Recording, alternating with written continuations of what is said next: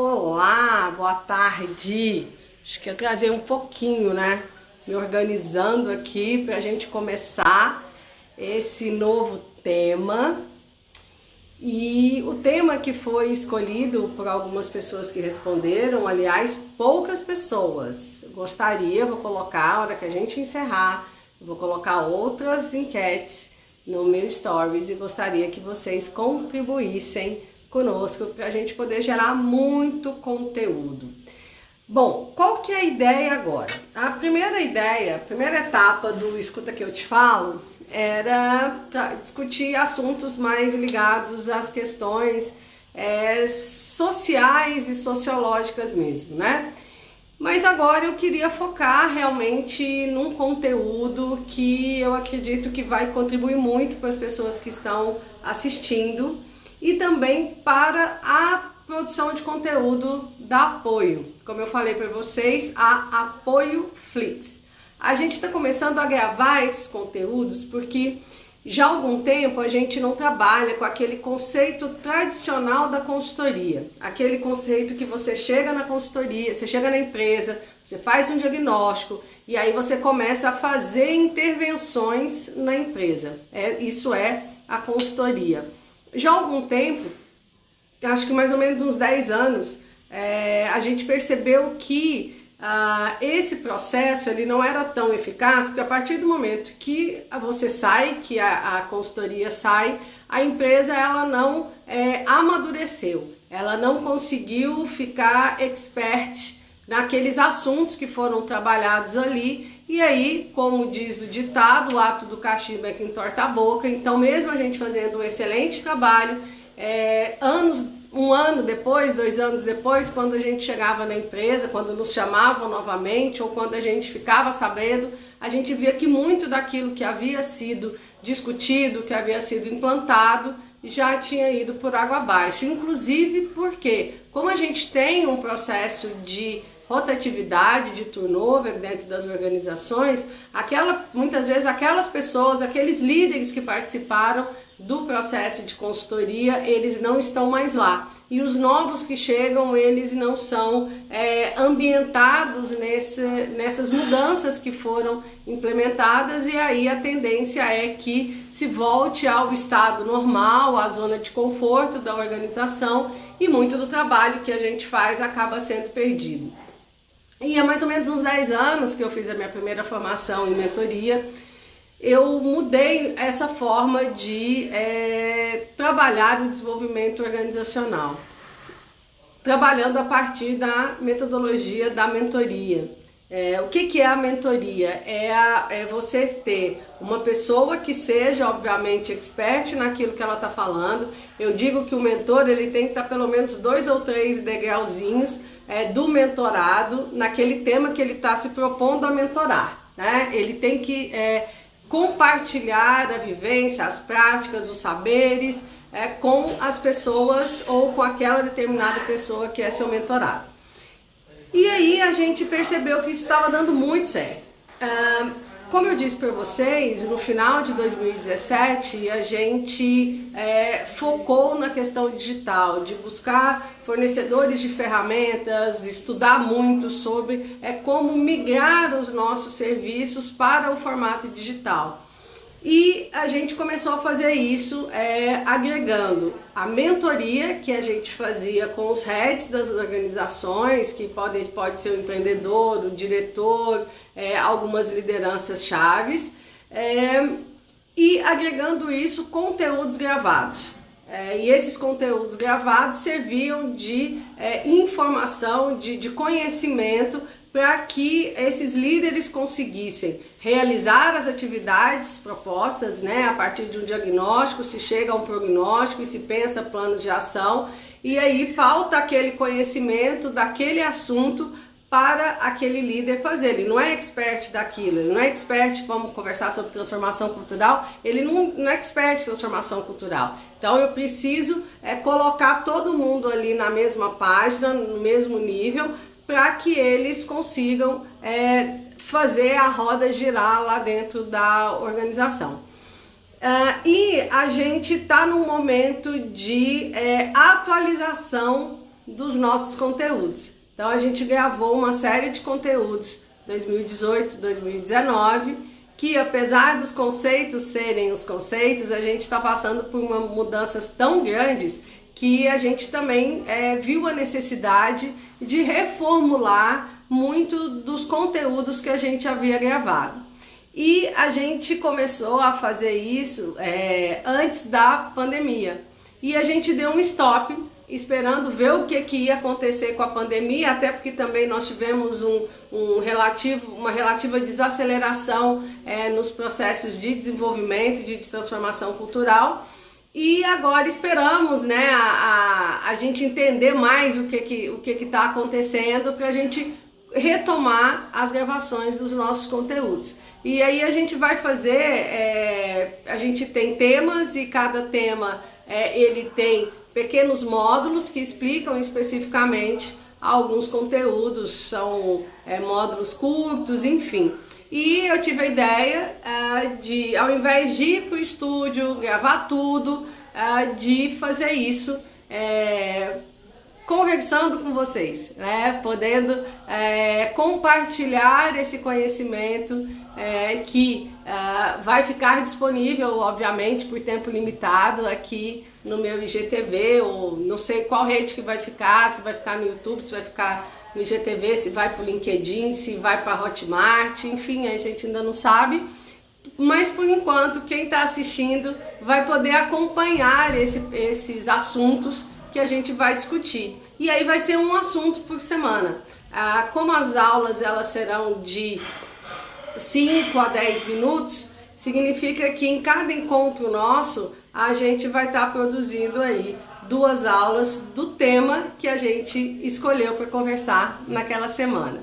Então sejam muito bem-vindos à gravação do primeiro tema da Apoio Flix 2021, que é o de transformação cultural. Então, como a gente está fazendo isso, infelizmente eu não vou poder agradecer toda hora a presença de vocês aqui e nem responder talvez alguma coisa especificamente nesse momento, mas a gente pode na aula, no outro encontro, no outro dia, olhar quais foram essas perguntas e responder principalmente aquelas perguntas que vierem no direct. Então, sem mais delongas, vamos iniciar o nosso tema.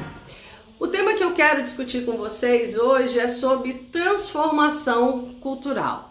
Só que para a gente discutir a transformação cultural, a gente tem que trazer alguns pontos iniciais. A gente tem que discutir o que é cultura, o que é cultura organizacional, como a Revolução 4.0 e a questão das gerações no mundo corporativo, elas impactaram elas tornaram imperativo esse processo de transformação cultural na nossa sociedade e também dentro das organizações. A gente tem que lembrar que quando a gente fala de cultura, a cultura organizacional nada mais é do que uma releitura dentro de uma pequena comunidadezinha que é aquela empresa, aquela companhia. Então a gente precisa entender o que é cultura, entender o que está acontecendo na nossa sociedade para a gente entender melhor o que é a cultura organizacional. Depois que a gente discutir isso, a ideia é que a gente discuta esses pontos que eu trouxe hoje, nessa aula de hoje, nessa Pocket Live de hoje. Amanhã eu quero conversar com vocês sobre como os gestores, e especificamente os gestores de pessoas dentro das organizações, são protagonistas da transformação cultural. Também falar um pouquinho de tipos de cultura e falar de maturidade digital. Na quarta, a gente vai falar dos desafios das equipes de alta performance e como você desenvolver lideranças com foco na inovação. Na quinta-feira, a gente vai falar de como você... Aí já falamos dos conceitos, das metodologias, dos autores, que eu acredito que seja uma boa base para vocês trabalharem isso nas organizações de vocês. A gente vai falar de como colocar a mão na massa, colocar para fazer mesmo. E aí a gente vai falar de como fazer um bom diagnóstico, como criar squads dentro da sua organização, squads inovadores, pelotões que vão trabalhar pela inovação, ou o nome antigo dos comitês, e falar também de como você implementa uma gestão de projetos com foco na transformação cultural. Na sexta a gente vai falar de como você, depois que você implementou tudo, você vai fazer a avaliação dos resultados e como você vai retroalimentar a transformação cultural. Então sejam bem-vindos e bem-vindas ao Apoio Flix, tema transformação cultural. Bom, vamos falar um pouquinho de cultura. A gente precisa entender o que é a cultura. A cultura, tem vários conceitos, várias teorias, mas no fundo, a cultura é o jeitão. Seja o jeitão de uma sociedade, seja o jeitão de uma empresa ou de um grupo de empresas. E como que esse jeitão ele é construído? Pense uma teia. Né? Então você tem uma teia e a teia ela tem aquele nó, onde eu junto dois fios, não é isso? Esses nós, eles são como se fossem pontos da cultura que servem de base. Se você vai ficar em cima de uma teia, mesmo o Homem-Aranha ou as aranhas, os insetos que são levinhos, mesmo eles têm que ficar em cima daquele nó. Se eles ficarem ali naquele buraco, eles vão cair. Esses nós que são feitos na cultura, eles são feitos por valores, né? Então eu tenho, a cultura ela é formada por um conjunto de valores que se manifestam em práticas. E isso molda o jeito de caminhar e de como as pessoas se posicionam ali dentro daquela cultura. E isso nos facilita operar ali dentro, né? Ou seja, nos facilita transitar. Não sei quem aqui já assistiu ou leu Alice no País das Maravilhas.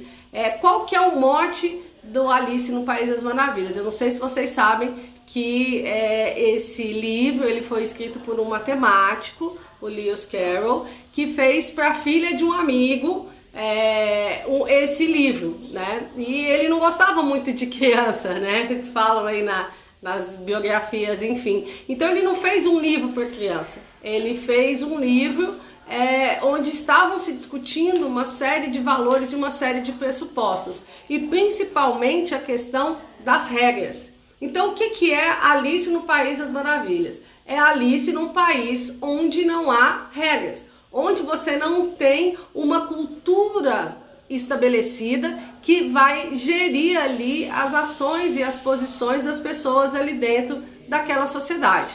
Então, quando ela chega, por exemplo, e tem a garrafa escrito "beba-me", ela vai beber achando que é algo bom que vai acontecer, mas aí acontece algo que atrapalha. Ela bebe lá seguindo as orientações, tá vendo a importância da orientação? Seguindo as orientações, seguindo a regra, e ao invés dela ficar pequena para ela passar pelo buraquinho ali que ela tem que passar, ela fica enorme, ou seja, atrapalha tudo. E isso acontece porque na história a Alice ela está reclamando de ter que ficar seguindo regras, de ter uma preceptora e que simplesmente vai ficar dizendo: Alice, faça isso, Alice, faça aquilo, isso é de bom tom, isso não é de bom tom, isso é certo, isso é errado. Então é um país sem regras, é como se fosse um país, entre aspas, sem cultura, e isso como é a cultura que nos diz o que é o certo, o que é errado, o que é bem visto, o que não é bem visto, se eu falo português, se eu falo inglês, se eu falo javanês, se eu vou numa festa chique de biquíni ou se eu vou de vestido de paetê, se os homens normalmente usam saia ou usam calça, se as mulheres estão com o rosto à mostra ou se elas estão escondidas por uma burca. Tudo isso são pontos da cultura.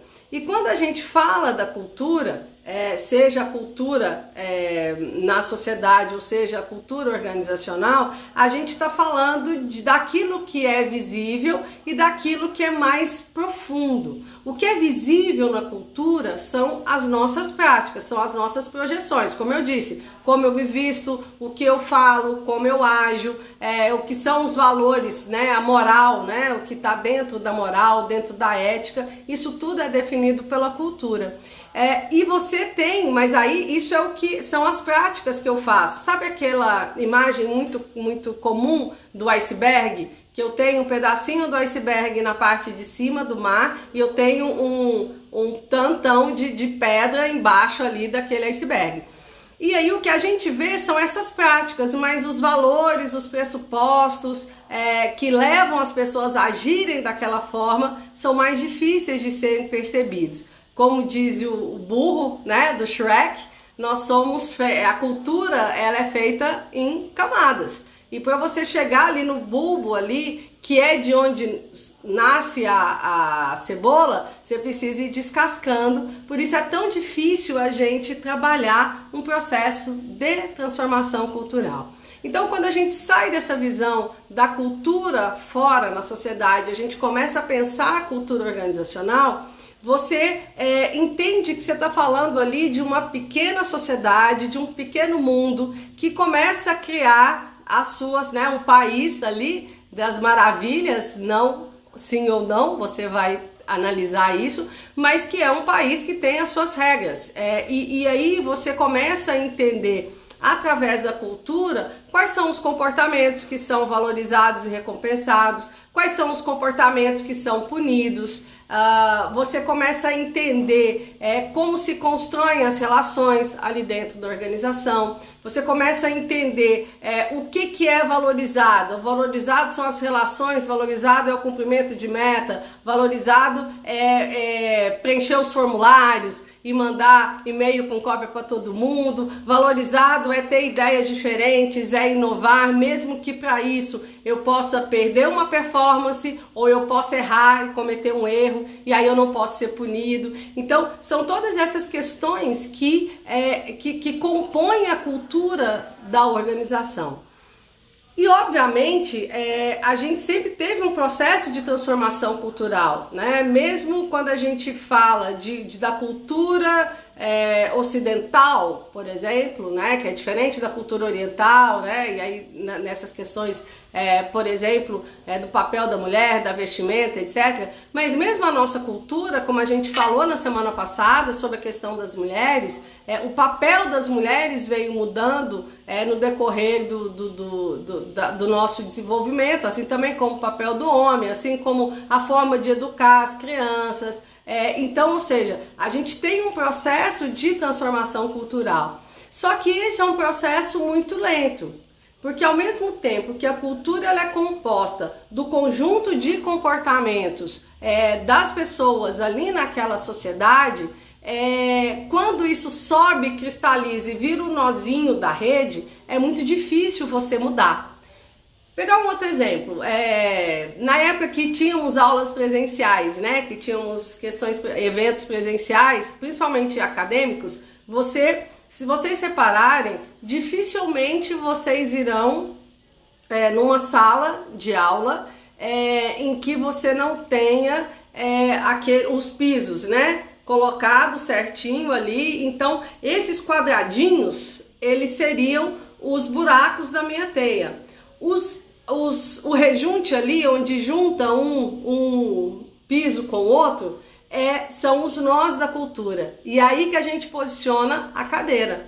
Quando você chega na sala de aula, ela tá toda bonitinha, não tá? Ela tá lá com as cadeiras todas ali, perfiladinhas, com a distância, ainda mais agora com essa questão de distanciamento social, ainda mais respeitado essa questão das distâncias, enfim. E quando você entra na sala, você tem aquela sensação de ordem, de sistema e de, inclusive, rigidez, né? E aí quando você, depois que você tá muito tempo ali com aquela turma, já pegou amizade com o professor, etc., você chega, puxa a cadeira, senta perto de alguém, na hora de fazer exercício em grupo, montou as cadeiras, enfim. Mas quando você chega, você sabe que você tem aquela estrutura a ser seguida, das cadeiras perfiladas daquela forma, do professor lá na frente, para poder falar com você, enfim, ministrar a aula. Então, dá para mudar a cultura? Dá. A gente não tira as cadeiras do lugar e colocamos as cadeiras da forma como a gente quer? Sim, mas para isso eu preciso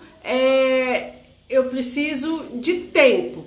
Como eu disse, quando você chega, você senta naquele lugar onde está ali para você sentar, você não vai mexer, né? Mas depois não, você já começa a intervir. Isso acontece com a cultura também. Por isso que a gente não é igual a gente sempre foi. Só que é muito mais fácil a partir do momento que eu já criei aquele nó e aquele nó faz sentido, aquele nó cultural, ele faz sentido para mim, é muito mais fácil eu seguir aquela trilha do que eu simplesmente resolver mudar de pato para ganso toda hora, tudo que eu quero. Só que o que está deixando as pessoas... Então, quando a gente pega, por exemplo, em termos de cultura organizacional, quando a gente vai estudando as teorias da administração e desenvolvimento organizacional, isso fica muito claro. Quando você pega qual era o perfil do colaborador, existe essa palavra colaborador, né? Qual era o perfil do empregado ideal? Era aquele que tinha força de trabalho, que não pensava, que não questionava nenhuma daquelas regras absurdas de trabalho, quase que escravo, né? Você tem, na literatura, quando você fala o surgimento, a gente já falou disso, o surgimento do capitalismo, você tinha ali um colchonetezinho do lado da máquina, se bem que nas empresas chinesas ainda acontecem isso, né? Você tem o prédio onde você tem ali a produção e ali naquele mesmo prédio você tem os dormitórios, porque aí a pessoa nem sai. E eu estava assistindo numa palestra do Eduardo Carmelo, uma pessoa que é um dos meus mentores que eu adoro. Quem puder, assista tudo do Eduardo Carmelo. Tudo que ele fala é de extrema profundidade, tá? Ele tá no Instagram, ele faz lives, ele é muito bom. E aí ele disse o seguinte, que lá eles começaram a colocar rede de proteção, porque os caras começaram a ficar assim tão lelés desse sistema trabalho, né, tão forte, que começaram a pular dos seus dormitórios. E aí isso obviamente atrapalha esse capitalismo selvagem, mas enfim. Então, mas hoje quando a gente pega os países ocidentais, que segue uma legislação, uma organização das relações de trabalho, você percebe que houve mudanças. Como houve mudanças na cultura também fora das organizações.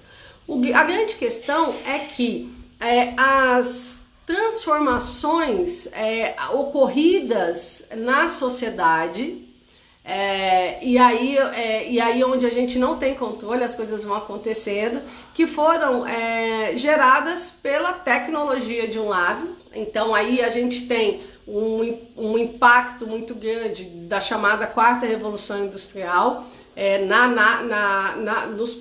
na cultura das organizações, né? Então você passa a ter uma tecnologia muito maior, você passa a ter uma predominância das máquinas, agora não só substituindo o trabalho braçal, porque isso aconteceu desde a primeira Revolução Industrial, mas agora as máquinas substituem o trabalho intelectual, e aí você tem que mudar o perfil das profissões, você tem que mudar o perfil das formações, e você tem que, obviamente, mudar o perfil das relações. Então isso deu um impacto muito grande nas empresas, na cultura das organizações. E quando a gente termina aí, né, com essa pandemia e esse processo, como a gente já discutiu, estamos entrando provavelmente em 2021 nessa quinta revolução industrial, não tivemos tempo de passar pela quarta e vivermos a quarta era industrial e já vamos ser atropelados pela quinta revolução industrial.